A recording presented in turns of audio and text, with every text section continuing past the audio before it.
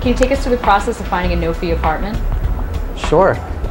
Once again, I've compiled about 1,500 of them. There's probably more buildings, which you can go directly to the landlord. So you basically decide which area of Manhattan, if you have to live in one certain area or if you're open to more than one. So let's say you're open to 2 or 3. You would then narrow down the buildings in those areas, call them, find out if the price is right for you, or if you can afford that building. And if you can, you would find out what's available. If you liked it, you would then apply for it. And after that process, the landlord would decide whether or not they want you to rent that apartment.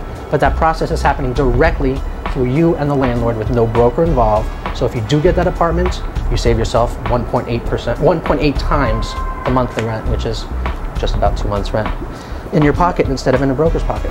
What are the basic things people need to have before they start looking for an apartment, and when they're actually going to look at an apartment? You have to go fully prepared with all the documentation the landlord requires from you, because seeing an apartment, people get all excited. They think because they saw it in an ad or actually saw it physically and it was available, that means the apartment is going to become theirs, which is totally wrong. You can actually see an apartment and then someone could come after you and see it, but you gave in your paperwork to the landlord after that person, so you in fact will be evaluated after that person. This is a first come, first served basis. So if you love the apartment, have all your documentation, and a list of that documentation can be found at www.nycnofeebuildings.com.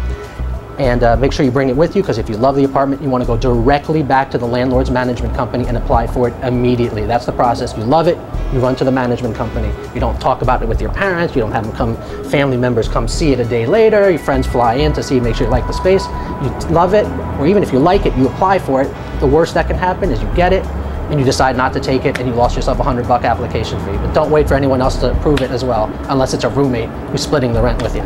Do you foresee any changes in the future as far as no-fee apartments go?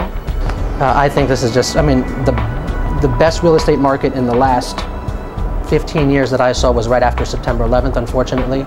We're now back up to pre-September 11th vacancy rates, which is below 2%. And it looks like we're in for a long ride with these rents. We'll see what happens with the sales, the housing market with sales. Obviously, as sale prices go down, more people buy.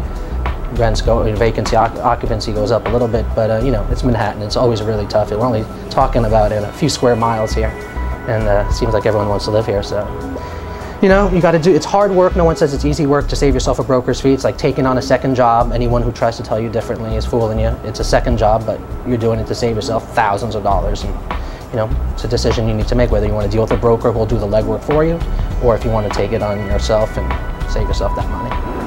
Thanks to Matt Shepard for giving us the inside scoop to finding a no-fee apartment.